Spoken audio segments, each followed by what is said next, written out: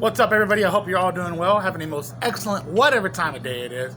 And if you're new to the channel, please be sure to hit the subscribe button. It would mean a lot if you join us here while we ramble on about horror movies and just listen to me sound like an idiot, pretty much. And this is just going to be a video just going over a few movies that I recently watched. Again, things are really hectic right now, so it's just hard to find time to make these. Usually when I'm at work, seems to be a really good time. If I come in early enough, I can just go ahead and sit down and just talk about some movies. And really quick, since I have you here, I just want to go ahead and ask, I really miss doing the horror pack unboxings. They were some of the funnest things I've done. Right now things are just a bit tight with, things going on, in the background behind the cameras. So what I'm going to do is, I'm going to go ahead and leave a link. This is going to be solely for funding for the Blu-ray horror pack unboxing videos that we used to do.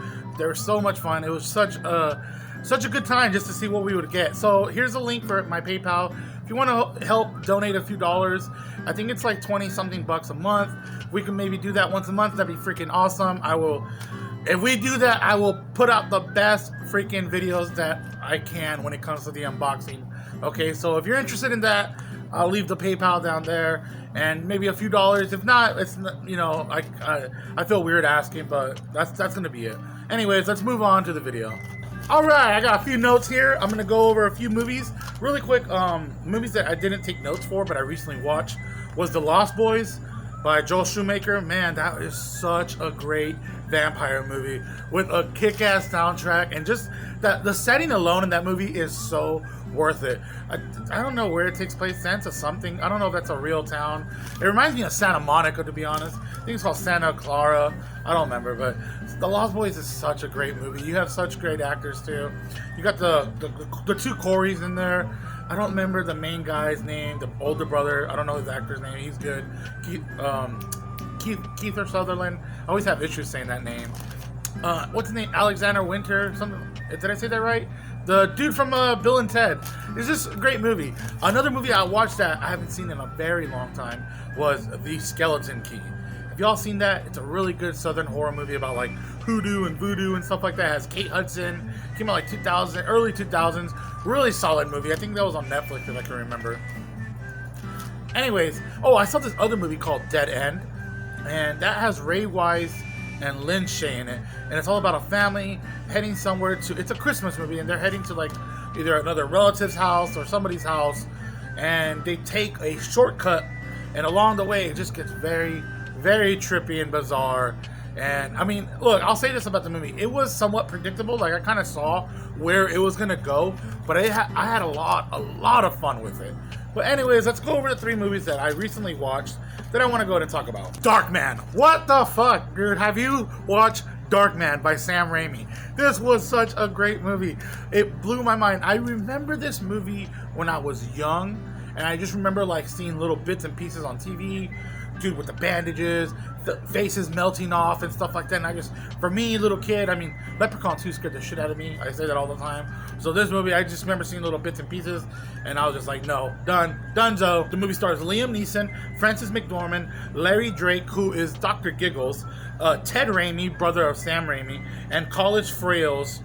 I'm pretty sure I said that wrong. And it's all about this doctor, Peyton Westlake, something like that, right? Peyton. It's all about this doctor, Peyton Westlake, and he ends up discovering a way to create synthetic skin, if I can recall correctly. But there's like some sort of glitch or like fault, like it can't last longer than, I believe, like 99 minutes or something. And he ends up finding a way to fix that when he turns off the lights one night, and it's complete darkness, and he realizes that the skin stabilizes, or it does its thing, it does it to perfection when there's no light. So at the same time, he's got a girlfriend who is like some sort of like law firm. She works for some sort of thing like that, and she ends up coming across some sort of like incriminated documents for this one client that she has. He's building like this mega city structure. He becomes like the ultimate big bad of the movie. But yeah, she ends up leaving these sort of like incriminating documents over at her boyfriend's lab. And that night where he figures out, I created the perfect skin prototype, freaking Dr. Giggles and his homies come up in there looking for the paper and just fuck him up. It is so brutal. It literally goes from like 0 to 60 out of freaking nowhere. There's like 3 what the fuck moments in this movie for me, and this was definitely one of them. Damn, the phone is ringing. Also, alright, back. Also, this movie was just shot so beautifully. And you know what? I couldn't believe that this was freaking Sam Raimi. I mean, I can and I can't at the same time. You know what I mean by that? Apparently, Raimi wanted to do Batman. He couldn't get the rights to Batman, and he wanted to do this other character called the Shadow, and he couldn't do that. So he just said, "Fuck this! I'm gonna make my own dude." And he came up with this concept, Darkman.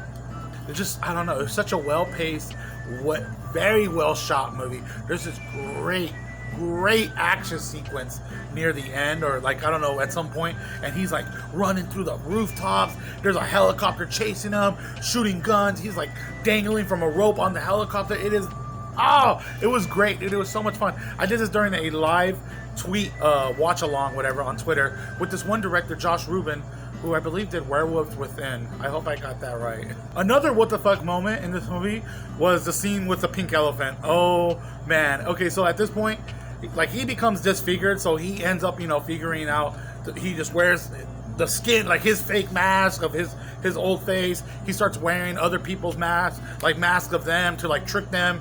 So he's walking around rocking the Liam Neeson mask, and he's at a carnival or something. He's trying to explain things to his ex-wife, his ex-girlfriend, who thinks that everybody thought he was dead, but he's fucked up. And he's trying to explain to her what's been going on, but he also has like these rage issues, like he can't control it because of what happened to him and something like that. And there's just this incident with one of the dudes that worked there, and he's like, "Okay, I'll take the pink elephant because he won fair and square," or something. And the guy's like, "No, you weren't behind the line." His fucking papers. Over the line! Huh? I'm sorry, Smokey. You were over the line. That's a foul. And he just flips out over the pink elephant, dude. It's so crazy.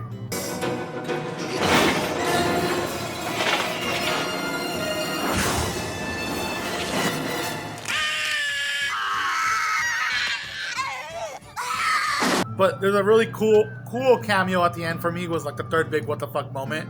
And it's at the end, he's like, "Oh, I'm Darkman," or whatever. And he puts on the mask and he runs away from the girl because he doesn't want her to see who he is, so she can come looking for him.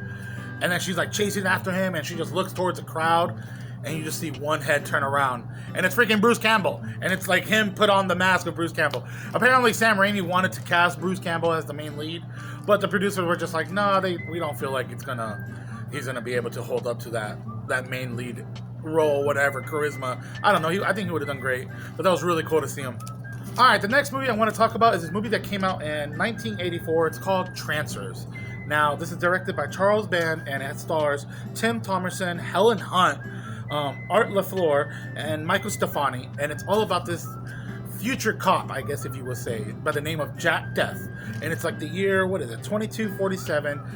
I really like the setting in the future here. It's like Los Angeles, but it's like a really like just flooded and dystopian type of Los Angeles. But in the future, there are these things called Trancers, who are basically like mind-controlled zombies of dumbass people by this one evil villain named like Martin Whistler. Okay, and these people are called Trancers. They do his bidding.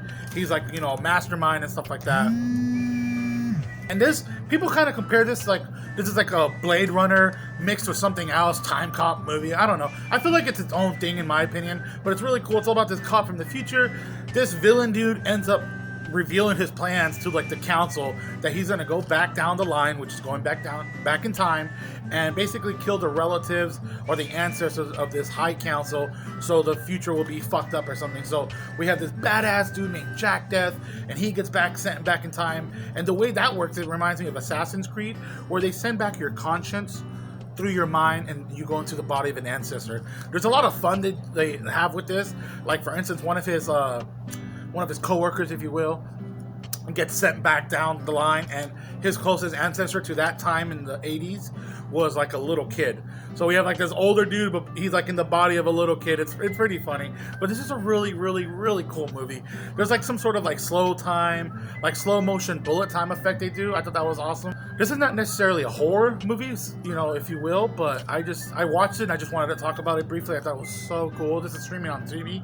I watched the second one, which is even more fun than this one, but there's something about this one that just has that certain charm to it. The setting alone, when they're like in the future, is so cool. Like the beginning scene or something when they're in the diner, that was a really cool, like, just setting, and the little sequence. He's like trying to find this transfer, but it ends up being the lady that works there, not the person you would think it was a transfer. There's this crazy what the fuck moment where he's in the 80s and he's talking to Helen Hunt at her work. She's like, it's a Christmas movie, that's funny, and she's working as like for Santa Claus. She's like the elf taking pictures, and the Santa Claus that's, you know, with the kids and stuff, he's a transfer, and he ends up like, you know, just busting down to Hulk mode, and just they have this epic little fight in a mall. It's crazy. Santa, are you listening? What's wrong with Murray? He's a transfer. A what?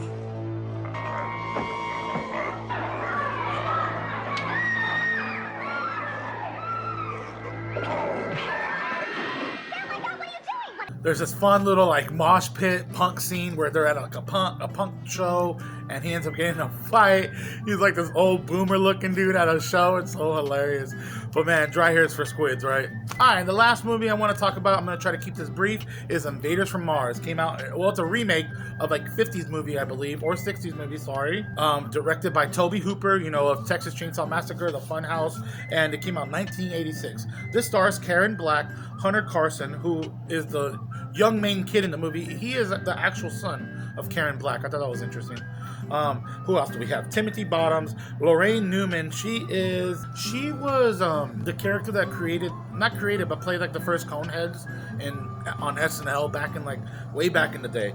We also have James Keevan, Karen. I can't even read my own freaking handwriting. And we have Louise Fletcher, who plays Nurse Ratched in One Flew Over the Cuckoo's Nest, which I remember I seen that once and it was a solid movie. And this is all about a kid. It starts off with a kid and a son. They have a really good dynamic relationship. You know, they have their interest is in the sky and space, astronomy, astrology, whatever. And one night, he ends up witnessing like UFOs come down like just right over the hill in his backyard, and he freaks out. He runs to his mom and dad room. They're like, no, you're tripping, you know, blah blah blah blah. I'll go check it out in the morning. The dad, when they wake up, you know, the kid and the mom are in the having breakfast. The dad comes in just completely different tone, completely different mannerisms. Like, you know, in the beginning shot, he's very friendly, he's very warm, and then in the morning he just comes kind of disoriented. He's missing a shoe. And he ends up like chugging his hot coffee, and he pours like I think they're Tic Tacs. I don't know. They look like Tic Tacs to me. But he like pours Tic Tacs in his coffee, and then he just chugs the shit out of the hot coffee, and he just starts chewing on the Tic Tacs, and the whole time the kid's just there like in fright because he knows he saw something the night before, and now his dad's acting very weird. So this kid's smart. He's onto something, and apparently, you know, what's happening is the town is being overran by aliens. Some of the craziest, weirdest looking aliens I've ever seen. Really cool. Apparently the way they made these aliens is they had like some sort of bodybuilder just walking on all fours backwards, and they had like a little person like on the back of them or on top of them. Look how cool they look, okay? They didn't do any harm to you, my mom, dad, Linda, all the others. They're good people. They would never hurt you. It's too late. But we have this little kid, of course, nobody's believing him. The dad is just so good at the way he played it at the beginning, and then changing his tone, because like after the breakfast scene, he's like, let me walk you to the bus stop. And it's so awkward, and he's like, hey, you know what? You were right. There was something over there hill last night. Let me show you. And the kid's just like, no, Dad. And he like takes off to the freaking bus stop. And the only person that ends up believing him is like the school nurse. And it becomes like this little epic chase, like not necessarily chase, but this epic like one-on-one adventure with the nurse and the kid trying to like make it through the freaking movie, if you will. I feel like the movie started off really solid, and then like towards the middle, it kind of like just, I don't know, it like lost its like energy, if you will. I don't know, like its momentum, but it really picks up in the third act. It also reminded me of The Stuff, with like, because it has a kid and there's like an army eventually, and it's like the army versus the aliens, and that's kind of what happens in The Stuff, except It's the kid, the army, and the stuff. One thing I really enjoyed a lot though was its ending. Its ending just, it goes to like a certain trope, and you're like, at first you're like, oh really? And then it ends on like a freeze frame, and you're like, okay. For me, I was like, okay, that was kind of cool, I guess. I enjoyed that little bit right there. I don't want to go in and spoil that part, but I kind of enjoyed what they did with it. Such great sets also. Like, I don't know what else I can say. There's just the freaking 80s. You have like this alien ship that looks really freaking cool. The little backyard of the kid's house looked really cool.